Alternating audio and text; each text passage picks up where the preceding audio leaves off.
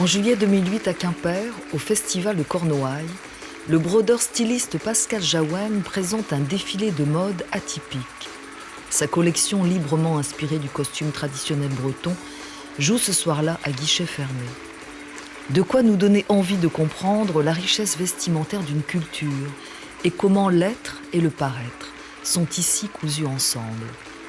Dans l'effervescence des ateliers, le secret des réserves, le suspense des salles des ventes, nous avons découvert un univers bruissant de motifs et de couleurs, où l'amour du parfait et du singulier passe par l'art du détail et du point, la brillance des paillettes, le choix du fil de soie.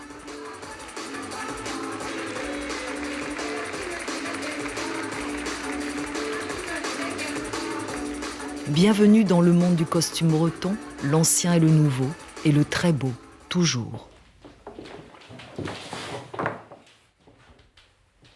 Voilà. Okay. Dans son atelier de Brest, Pascal Jaouen travaille avec sa couturière Nathalie sur la prochaine collection. Les premiers modèles sont dessinés et les toiles coupées. T'as raison, et on ne pourra pas en mettre de trop. Hein.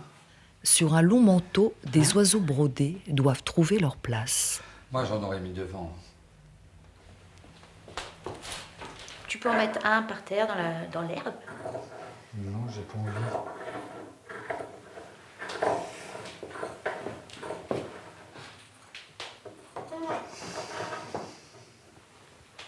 Pas évident, hein. Au milieu, pourquoi mais pas. je crois que ça aurait été plus facile, moi. On va mettre le manteau à plat pour voir. Les oiseaux plus petits, peut-être que ça aurait été plus facile. Parce que des miniatures, tu peux plus facilement les placer que de gros... Mais bon, j'ai pas dessiné l'arbre non plus, donc on part un peu au hasard. Et le manteau, là, ils sont en quel tissu, en quelle Alors, matière? un drap de laine beige, Disons, ça ressemble un peu au tissu du cabic. ben, c'est un drap de cabic, hein. C'est un manteau d'hiver, donc... Ah, c'est splendide, hein. C'est beau, hein?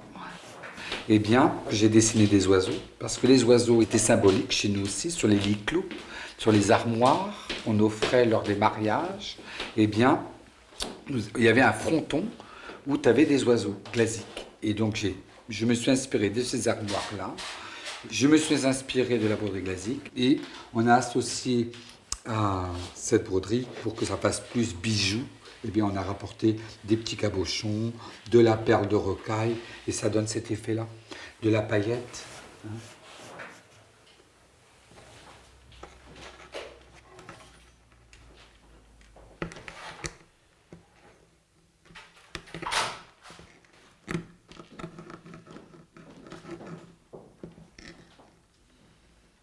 Alors la broderie glasique, d'ailleurs les petites fleurs que vous avez là se rapprochent énormément de cette broderie glasique. C'est une broderie qui est exécutée sur les costumes des hommes du pays de Quimper. C'était une broderie qui est exécutée sur du drap bleu, glasique, qui veut dire petit bleu. Et c'est une broderie tout en couleur au fil de soie, au cordonnet de soie. Et moi, mon grand-père est du pays glasique. Et donc j'ai eu le costume de mon grand-père en main, le costume de sa petite communion. Et je me suis dit que c'était vraiment regrettable que personne ne s'intéresse à cette broderie. Parce que c'est une mosaïque de motifs et de couleurs. Et, voilà. Et c'est de là qu'est venue cette envie de transposer cette broderie sur autre chose que sur le costume traditionnel. Je voulais que ça soit du beau vêtement, parce que j'aime la belle chose. C'est vrai qu'on ne peut pas les porter dans la rue, c'est un peu difficile. C'est plutôt des robes de soirée, de cocktail, de cérémonie. Mais voilà, ça a été mon choix dès le départ de travailler de la belle tenue.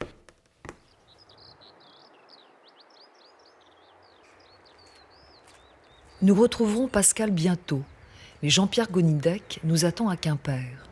Les réserves départementales, gardées comme un trésor, abritent une grande partie de l'histoire vestimentaire des Bretons. Alors donc ici, c'est une réserve du musée, enfin pas que du musée de Quimper, visiblement. Pas uniquement, c'est une réserve départementale. Entre nous, là, juste, il y en a combien des costumes, là? Alors des costumes complets, il y en a à peu près une centaine, mais ensuite on a à peu près 4500 pièces d'éléments épars qui viennent compléter cette collection. Bon, alors, vous allez nous montrer quoi? Une pièce exceptionnelle, je suis sûre. Alors toutes les pièces sont exceptionnelles, hein. Sinon le Conseil général ne conserverait pas des pièces qui n'ont pas un caractère particulier. Mais ici, je vous présenterai un costume de 1814, donc, qui est un des plus anciens conservés au musée. Et il est composé d'un gilet et d'une veste qui ont la chance de porter la date. Et en fait, ce sont des pièces qui ont déjà été exposées au musée ou pas du tout? Oui, cette pièce a été exposée plusieurs fois. Et depuis un moment, on la présente peu puisque l'exposition à la lumière finit par abîmer les fibres. Il a le poids des ans, donc il est victime comme tout le monde. Mais enfin, c'est un vieillard qui n'est pas en trop mauvaise forme. 1814, en fait, ils brodaient sur leur costume la date de fabrication. On peut trouver comme ça des dates de fabrication, pas de façon systématique, hein, mais c'est quelque chose d'assez courant, en tout cas très, très précieux lorsqu'on a l'occasion de les retrouver. Alors, et on peut regarder ce qu'il y a en dessous? Oui. Ouais. Vous savez qu'en 1814, avoir un costume brodé, ce n'était sûrement pas quelque chose de très courant. On le voit aussi déjà par la richesse du drap.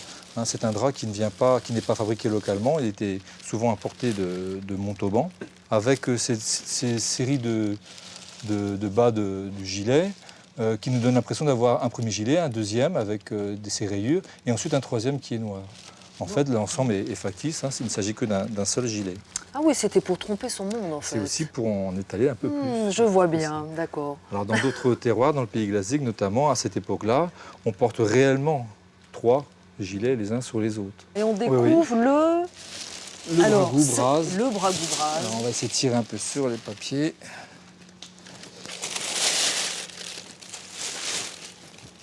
Le bragou-bras, et on va trouver la ceinture qui se trouve ici,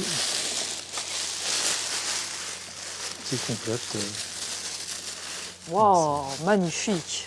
Oh, c'est splendide. C'est du cuir qui est ensuite renforcé par des surpiqûres sur la périphérie.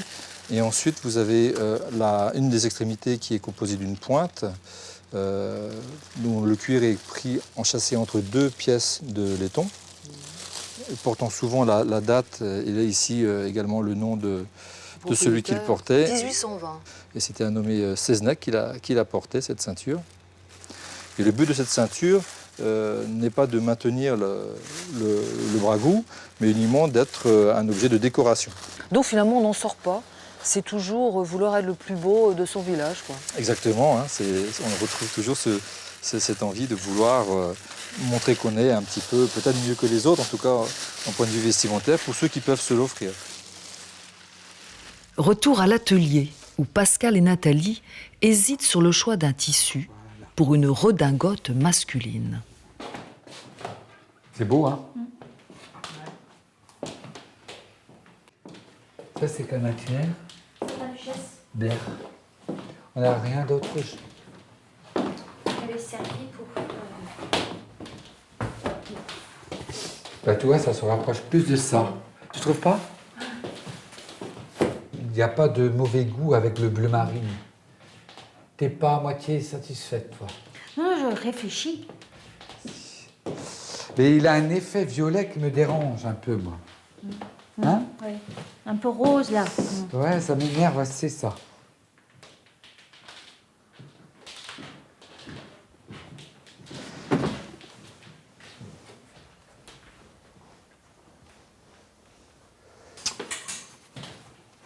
On n'a pas ici la matière qu'il faut. Ça, c'est pas des couleurs qu'on retrouve d'habitude dans le costume traditionnel, si? Moi, j'englobe la Bretagne, c'est Rennes, c'est aussi la Loire-Atlantique. Hein. Et dans cette partie de cette Bretagne, beaucoup plus française sur le plan vestimentaire, eh bien, il y avait des brocards, il y avait des tissus qui se rapprochaient de celui-là. Donc, ça montre la diversité de tissus qui pouvaient être portés et taillés. Et maintenant, il reste à nous trouver le tissu qui va être coordonné aux petits anges bleus.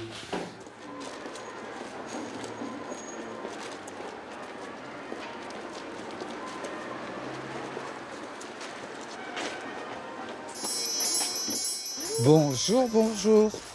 Alors, on a trouvé un tissu. Or, quand on a percuté sur le costume, on était resté sur l'idée que le fond était violine. En fait, le fond est bleu. Oui, mais c'est bleu marine. C'est bleu marine. Et donc, voilà, là, ça, c'est la... Donc ça, c'est la veste qui Oui. va être faite dans ce tissu-là. D'accord. Et moi, je voudrais un tissu qui aille... Avec tu vois, ça. Ouais. Et tu veux pas de soie? Non, j'en ai marre de la soie. Je vais la changer. Et je J'en ai travaille... marre de la soie. Bah oui, c'est bien de changer aussi. Oui, parce que Oh, ça, c'est beau, ça. le grain de poudre.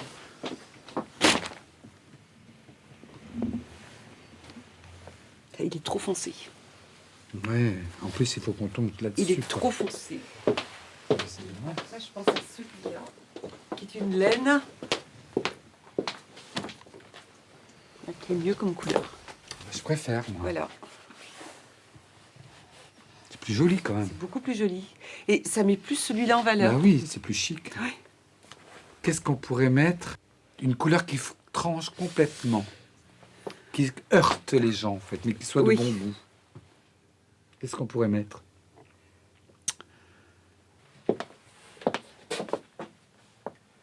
Regarde dans les... Ça, c'est beau, hein. C'est chic. Mais pour le coup, pas surprenant. Mais pas surprenant. C'est pas tape à l'œil.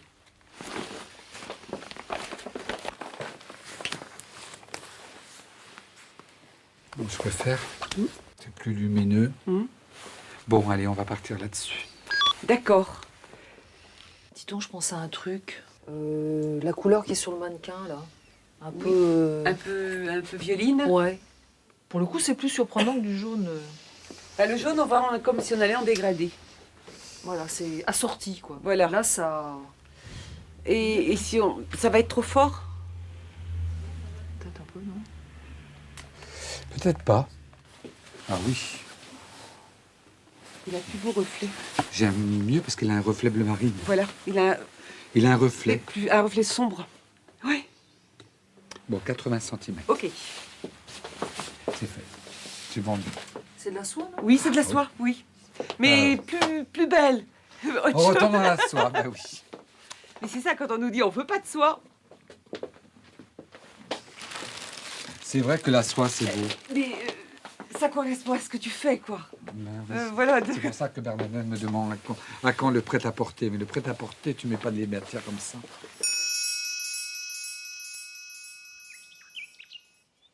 En matière d'étoffe, Alain est un esthète. Expert en art populaire, il aime le tissu, le somptueux, mais aussi l'ordinaire.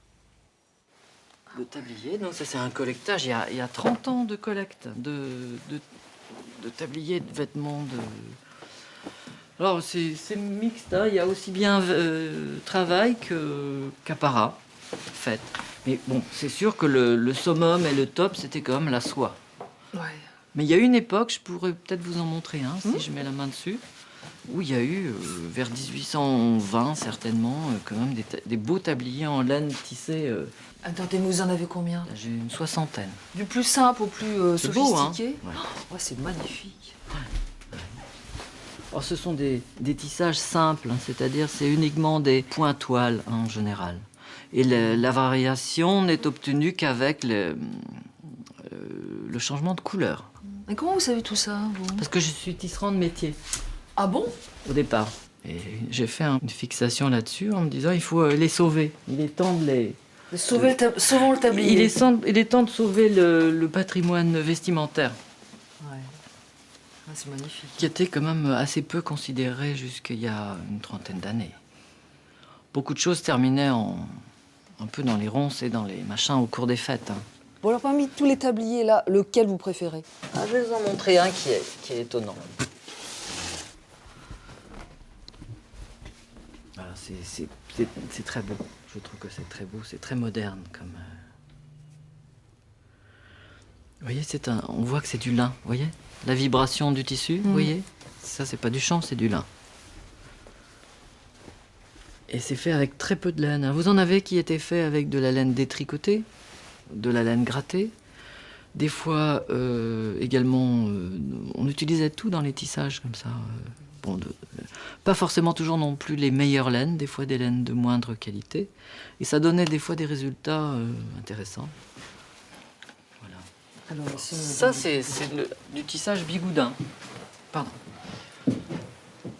Alors, certaines régions ou certaines modes, comme la mode bigoudin, avaient peut-être plus de variantes. Vous avez ça dans les tons orangés rouges.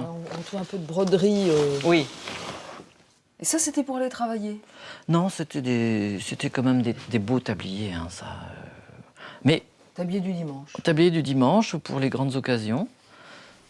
Alors, il y a aussi des choses plus humbles, mais dignes d'intérêt. Alors ça, si c'est pas une merveille, je ne sais pas ce que c'est. C'est un caleçon, c'est certainement un caleçon pour avoir chaud, hein, comme tous les caleçons longs. Ce n'est plus que de la reprise, quoi. Il n'y a plus un morceau, quasiment, du caleçon d'origine. Et alors, enfin, je sais pas, c'est un travail d'artiste. Absolument. Franchement, les petites vestes Chanel, on y est. On y est, oui. Oui, c'est très étonnant. C'est une peinture... c'est une peinture à l'aiguille, mais en plus réussie, parce que c'est vrai que pour quelque chose qui n'était jamais visible, sauf du propriétaire, c'est quand même sacrément beau, quoi. Il est monté comme les culottes du 19e, voire même du 18e, avec un lien à l'arrière, deux œillets, comme ça. C'était à la vente du fond du musée de Saint-Malo. Tu pouvais pas mettre de la chaînette échelle ou du galon d'élian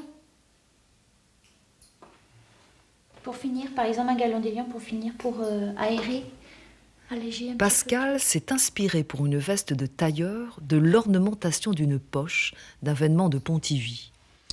Moi aussi, je suis comme toi, hein, je suis très dubitatif. Je ne sais pas si le choix des couleurs est adéquat. En fait, ce qui me gêne, c'est cette surface-là, après. Il faut que je remplisse par cette... Attends, je retrouve la page où est indiqué... Voilà. En fait, quand je regardais l'autre jour la poche, c'est vachement rempli. Hein. Mais je crois que je vais faire une suite. Je vais cloisonner davantage. Hein? D'accord? Quel point c'est? Quel point c'est, mais c'est impossible de voir.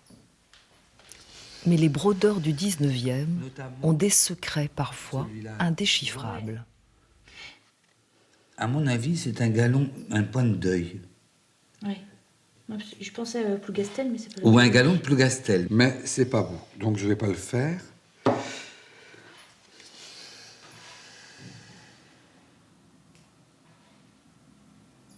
Toi, qu'est-ce que t'en penses au niveau couleur? Je trouve ça foncé. Mais en allégeant, tu crois pas en allégeant? En mettant un galon d'élian, un truc comme ça veut va dire quand même alléger. que je change les couleurs si les couleurs ne te plaisent pas. Non, rajoutons une autre couleur. On n'a pas de fil de soie là avec nous? T'as pas de fil de soie pour voir? Non, j'ai pas. Écoute, je crois que je vais refaire. Je pense que je vais refaire, mais je vais refaire aussi les couleurs en fait. Et en faisant comme ça, un dégradé, du clair vers le foncé. Tu vois, ça fait du clair vers le foncé. Ouais. Donner une profondeur à la broderie. Bon, bah écoute, ce que je vais faire, je vais déjà défaire.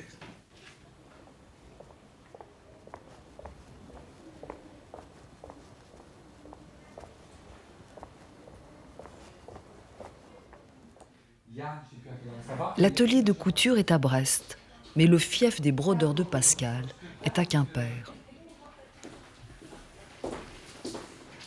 Si le créateur brode une grande partie de ses modèles, il est entouré d'une petite équipe formée à son école. Karine est brodeuse chez Pascal depuis 15 ans. Alors ça, c'est quoi comme point, ça? Alors là, c'est du crochet de Lunéville. Donc c'est de la pose de perles au crochet. Ça se travaille. J'ai tourné mon métier en fait, hein, l'endroit du travail est de l'autre côté. C'est l'envers là, pour moi. C'est l'envers, mais c'est l'endroit du travail, c'est ici. Hein. Voilà. En dessous. Ouais, c'est en dessous, ouais. Bon, alors du coup, on se rend pas compte de ce que ça donne. Le tissu est transparent, donc là j'ai de la chance, je vois mes perles. Mais quand on travaille sur du tissu opaque, oui, c'est à l'aveugle. Mais comment c'est... quand on retourne au métier, c'est le plaisir de découvrir si on s'est trompé ou si on a gagé.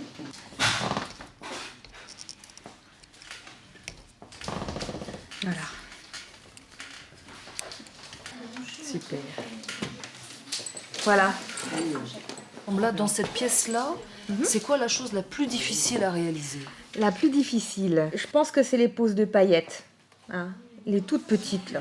La paillette, c'est tellement fin qu'il faut la sentir sous ses mains. Et puis, parfois, on a tendance à en prendre 2, 3.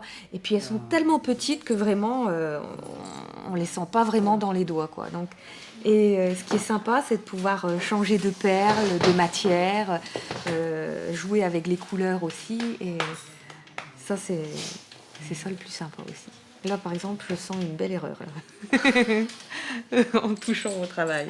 Mais bon, ça se rectifie. Il y a une perle qui est mal placée là. J'ai envie de mettre des petits fragments de rouge. Mais je ne sais pas où. Mais il y en aura. Non. Tu m'enlèves ça. Ah, ça j'aime bien. Ça c'est mieux. Excuse-moi, mais je vois pas beaucoup la différence entre ça. Oh non, ça. Mais t'as des goûts, Yann. C'est la même? T'en as pas ou quoi? Eh ben moi j'aime bien. J'ai le droit d'avoir des goûts de chatte. C'est pas possible ça. Écoute, je fais pas tellement la différence entre les deux. Hein? Ici c'est plus framboise. Ouais. Écoute, les deux peuvent être posés. Ouais, on prend les deux. On prend les deux. 5 de chaque alors. Tu vois, là, j'aurais bien mis un petit peu de passé plat de cette couleur-là pour qu'on voit quand même. Là, voilà, des passés plats dans cette forme-là. Ici, des petits points de nœud. Là, des petits passés plats. Il n'en faut pas beaucoup. Hein, d'accord?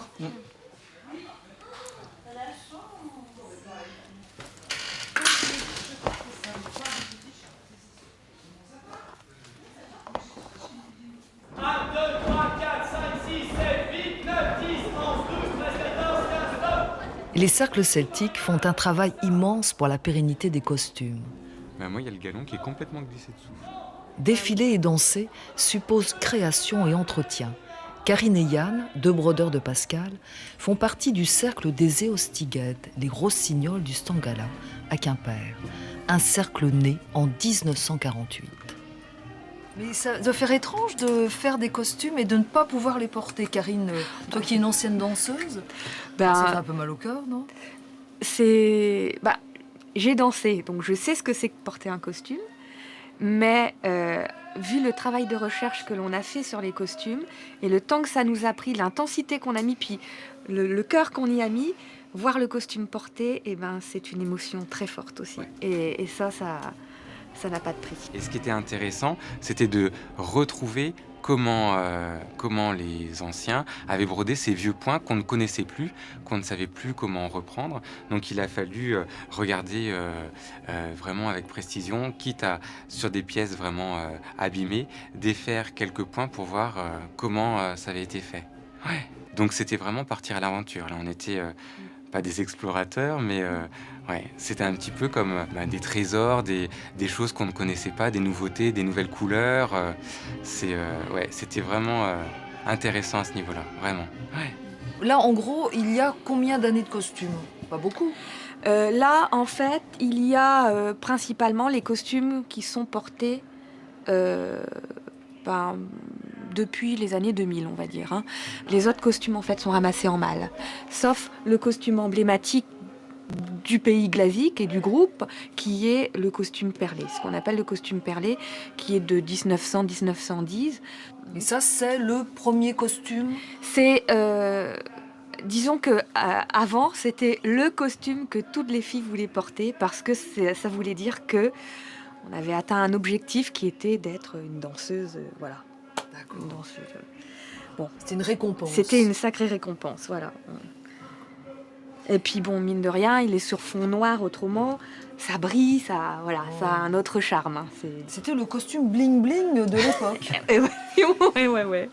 Mais bon, qui est absolument magnifique. Tout à fait. C'est vrai, c'est somptueux.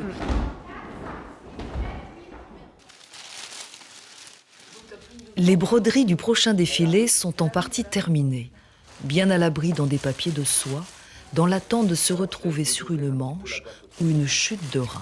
Alors voilà toutes les symboliques celtiques sur une pièce haute couture.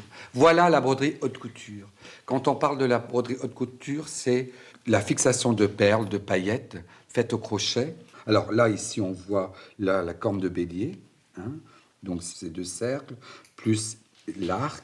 C'est figuratif, hein, bien sûr. Après, je ne veux pas forcément prendre une corne de bélier qu'il y a ou une plume de paon qu'il y a sur un costume pour faire exactement la même chose. Je fais aussi travailler mon esprit. J'ai pas forcément, voilà, ça y ressemble, mais ce n'est pas. J'ai pas envie de copier. Donc c'est de la création. Et c'est mis exprès aussi dans un cœur parce que le cœur était aussi un symbole en Bretagne. C'était le symbole de l'amour qui faisait partie du costume du mariage. Là, pareil, j'ai gardé la symbolique du cœur. Voilà, ici, eh bien, vous avez la plume de paon qui est ici, toujours le cœur qui est là. Le triskel, alors il y en a un, mais il faut le chercher. Là, voilà, le triskel qui est ici. Nathalie et moi, on s'est posé la question si on devait encore cette fois s'inspirer automatiquement dans toute la collection du costume breton. Alors, ça a été un oui, ça a été un non, et on a tranché en disant, ok, on prend encore le costume traditionnel pour certaines pièces et on cherche une autre thématique qui nous permette de nous élargir sur d'autres formes, sur d'autres utilisations du tissu. Et c'est là où je me suis dit, mais pourquoi ne pas utiliser le triskel? La signification du triskel, en fait, c'est la terre, le feu et l'eau. Hop, voilà. On le retrouve ici. On le retrouve là avec ses branches qui se détachent, ici, là. Dans le bustier, en kenti argent, eh bien, là, il est bien distinct. Il est léger, ce triskel. Ouais, tiens, il est harmonieux. Là, on le voit bien. Ici, là. Ici, ce sont des manches pour une des tenues, une robe de mariée. C'est magnifique. Là, j'ai l'impression qu'on peut retrouver ça dans des... Sur les costumes des femmes. Voilà. Sur notamment les modes de Quimper, les femmes qui portaient ces grands costumes portaient ce genre de broderie, oui. Et les brodeurs comme les brodeuses étaient influencés par les catalogues qui étaient diffusés par les colporteurs ou dans les merceries qui étaient déjà en place. Et donc la mode parisienne a toujours influencé à n'importe quelle époque la mode sur l'Europe, sur le monde, mais aussi sur les régions. Alors, qu'est-ce que j'ai encore dans ces boîtes? Il n'y a plus rien. Si Pascal innove, Paul brode à l'identique. Dans son atelier à Ederne, il propose un vaste catalogue de 66 modes et d'au moins 1200 variantes de costumes. Bon, allez, la jolie pièce. Donc ça te convient tout ça? Avec tes jolies navettes en verre. Donc là, c'est tout un travail de cantille. Donc là, c'est le corselet également qui est brodé. Le corsage aussi. C'est bon, ça tombe pile poil. Vas-y, essaye de le fermer.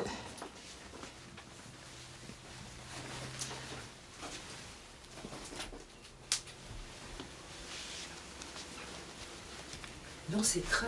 C'est très ajusté. Ouais. Faut que ce soit vraiment très très très serré. Voilà, ça y est.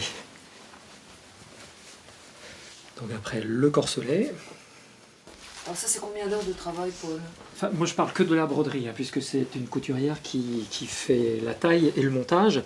Mais rien qu'en broderie, entre 250 et 300 heures de boulot. Allez, vas-y, je te laisse enfiler ta jupe. Alors, si ça va aussi.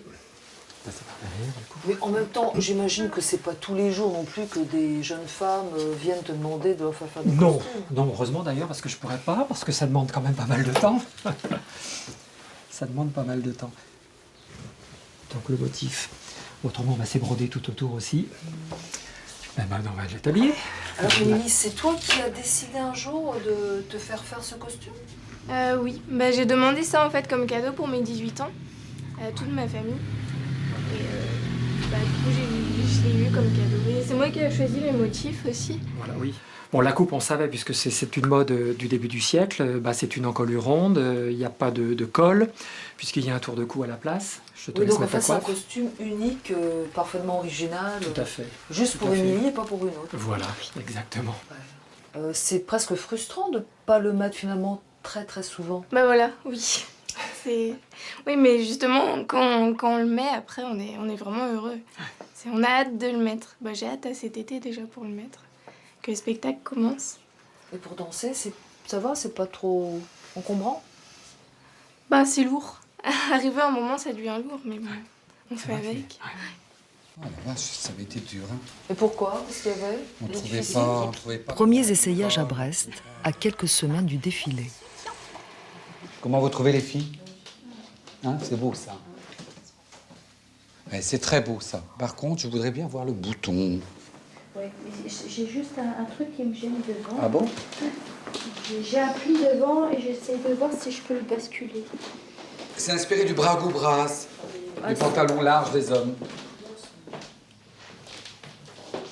C'est le dos qui me plaît pas, tout le froncé du dos, là, mais bon, comme Nathalie dit, elle va doubler, donc ça va rigidifier. Enfin, moi, j'apprécie que le dos soit, voilà, comme ça. Ouais. Parce que je mets une baleine sur la doublure. Moi, je trouve. Je veux votre avis. Est-ce que je me trompe ou pas? Non, c'est nickel comme ça. Oui, parce que comme c'est des tenues qui sont faites pour être portées. Ouais, c'est des tenues qui Celle-là peuvent être... est sortable, je veux dire. Elle peut être commercialisée, c'est ça que tu veux dire? Parce que sortables, elles sont toutes sortables. Si tu veux aller au carnaval à Douarnenez, c'est sûr. Mais alors moi, ce que j'aime beaucoup dans cette tenue, c'est déjà le côté sobre de la ligne qui est là. Et de dos, ça te fait une autre tenue. Non, tu vois, les plis, ils sont marqués à cause de... Il y a des moments où elle fait comme ça, on ne voit plus de plis. C'est naturel. Bon, c'est bon.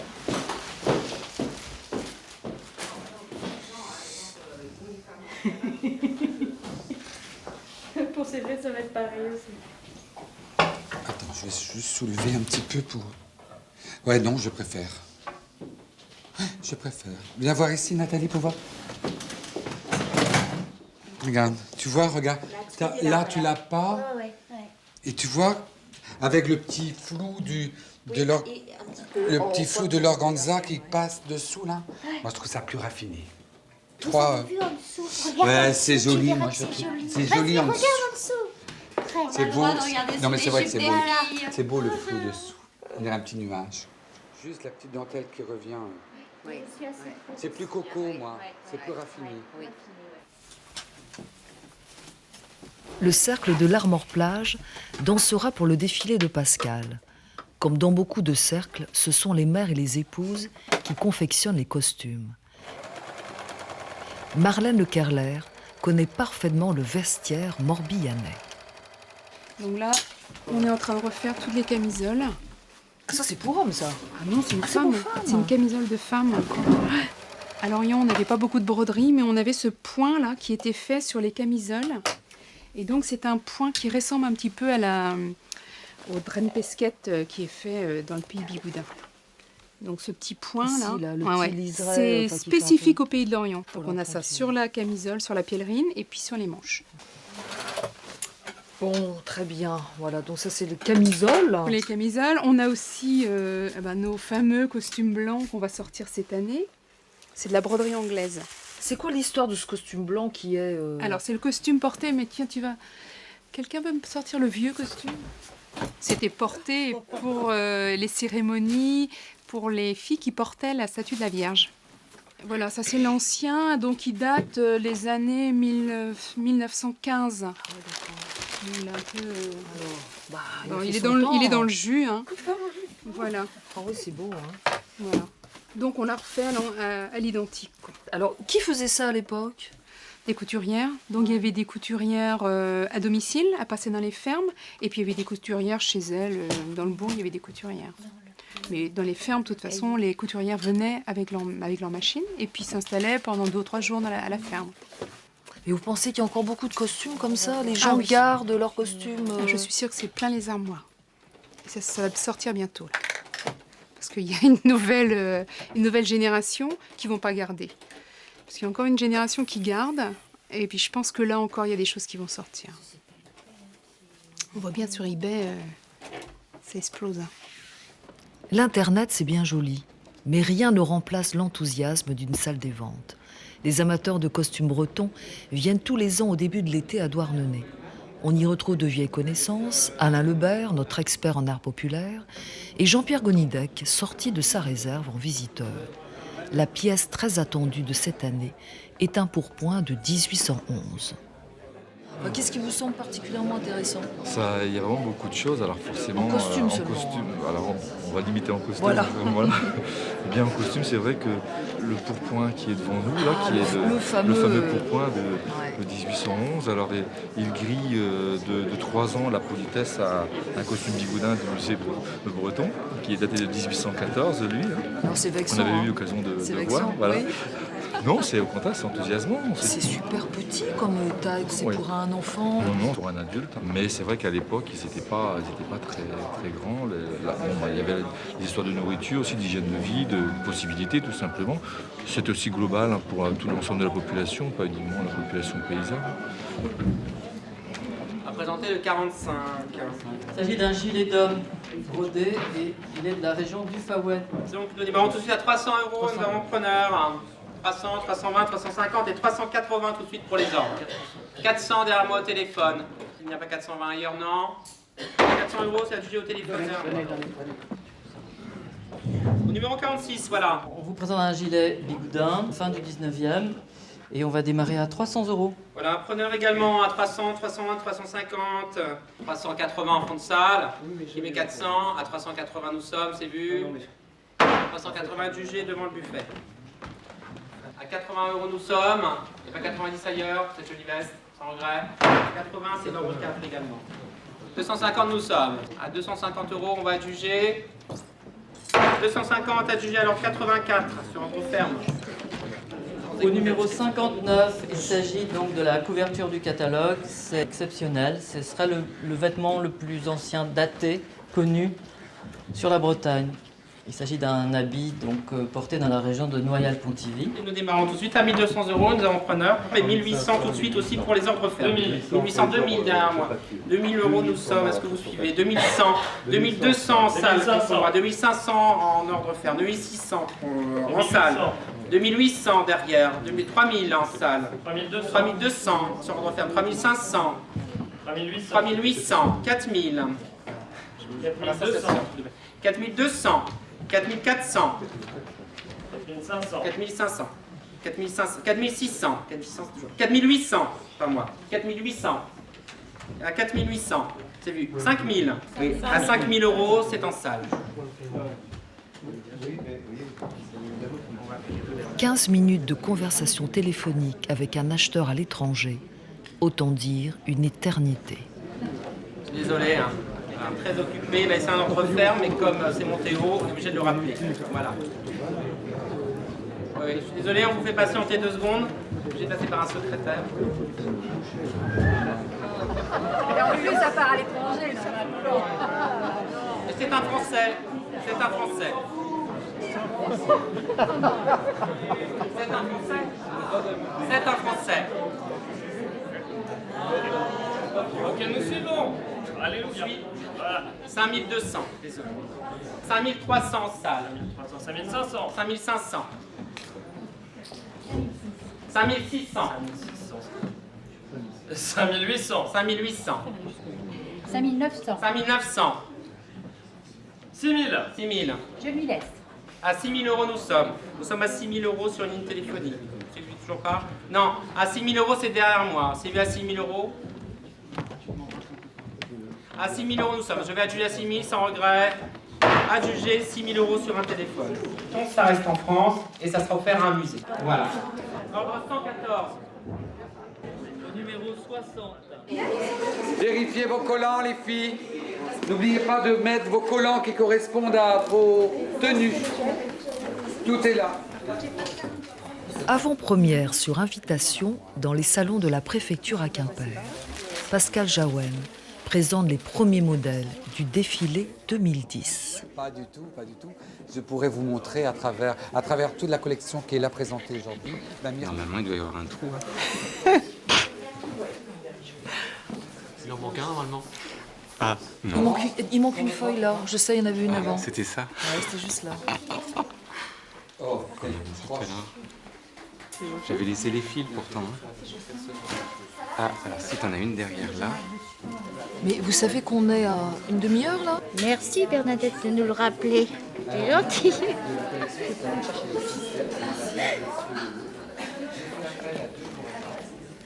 On l'a même pas essayé. Pourvu que ça aille. J'en tremble. Il faut rajouter des petites boules en plus.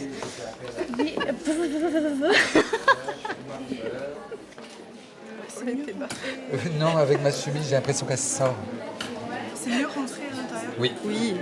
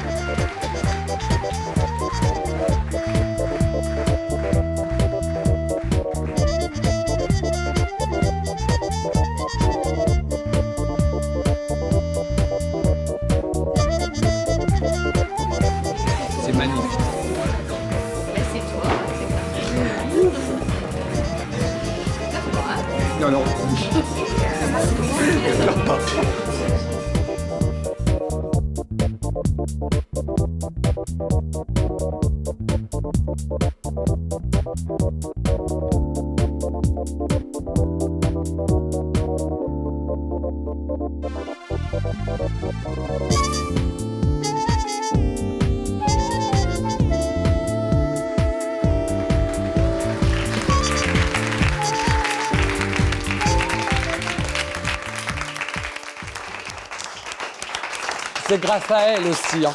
Hein?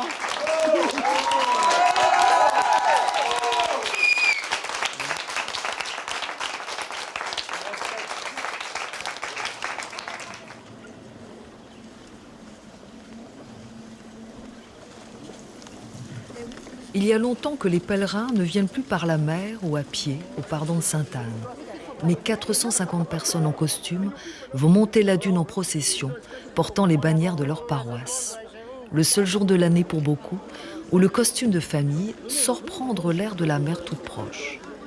Et quelque part dans la foule, Paul Balbous, que nous retrouverons plus tard, au pied du calvaire. Vous allez faire la procession? Oui, tout à fait. Avec alors, c'est vraiment splendide ce que vous portez là. Alors on veut tout savoir. Ça vient d'où? Qui l'a fait? Ça date de quand? Alors il date aux environs 1880. La marraine de mon arrière-grand-père qui l'a porté, c'est un costume de mariage. Il a été fait en pongé de soie, donc il a commencé à se désagréger. Donc le tablier, à part la pièce mauve qui a été refaite, sinon il est d'époque. Voilà. Est-ce qu'on peut vous demander de vous tourner, qu'on voit voit oui, le dos? Bien sûr.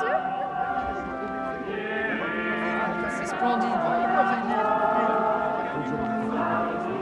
Et alors vous avez un costume qui vient d'où? Alors c'est un costume récent qui a été fait à Pont-l'Abbé.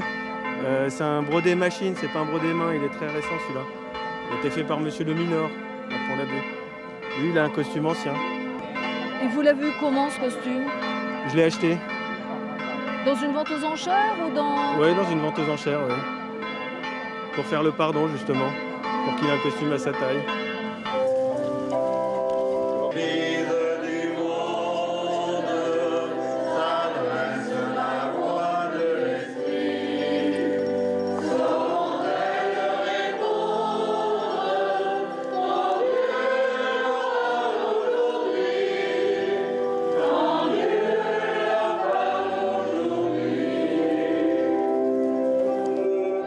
Alors Paul Balbous, Oui, Bernadette. c'était bien cette journée à Sainte-Anne? Super, bon, super. Des journées comme ça vaut tous les dimanches.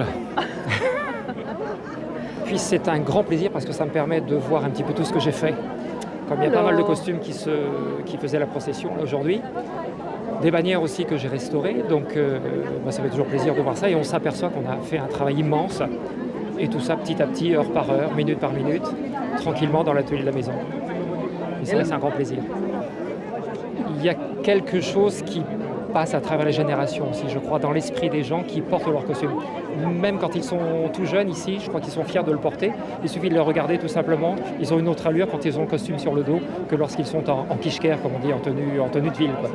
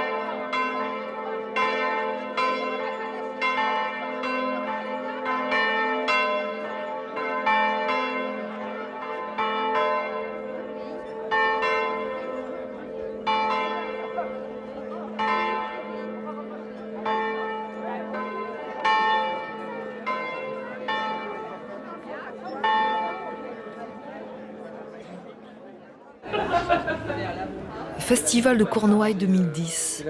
Pascal Jaouen présente ce soir son défilé spectacle au fil des 3 éléments.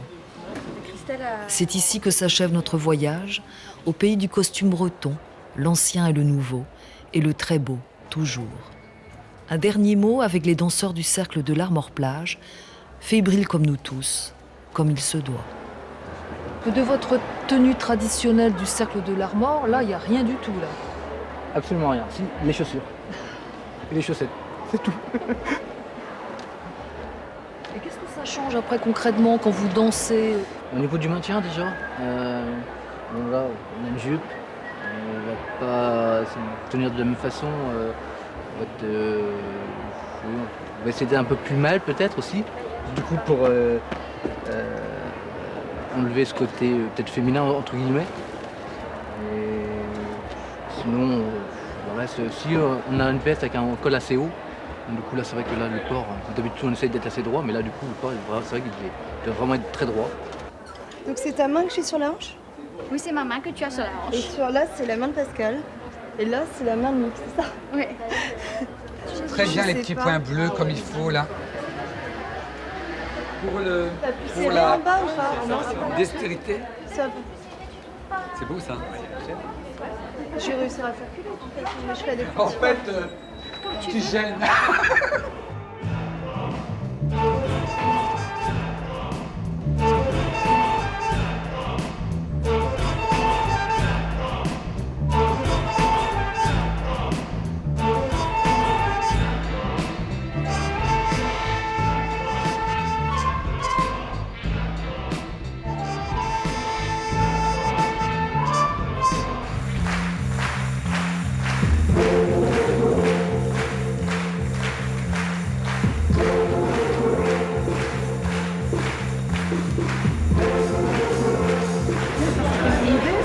Oui, bah oui.